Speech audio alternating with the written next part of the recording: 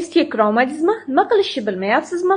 Unda videoni oxirigacha ko'ring. Bugungi qahramonimiz Fayzulloh aka Farg'onadan Toshkentga kelib, hozirda yurtimizdagi eng katta IT kompaniyalardan biri Uzinfocomda ishlab kelyaptilar. Universitet dasturchi bo'lishlarida qanchalik muhim rol o'ynaganini aytib beramiz. Universitetga o'qishga kirib, katta dasturchi bo'laman deb yoshlikdan niyat qilibdilar. Dasturlashni o'rganishda qanaqa qiyinchiliklarga duch keldingiz deb so'rasam, universitetga o'qishga kirishim unchalik oson bo'lmagan.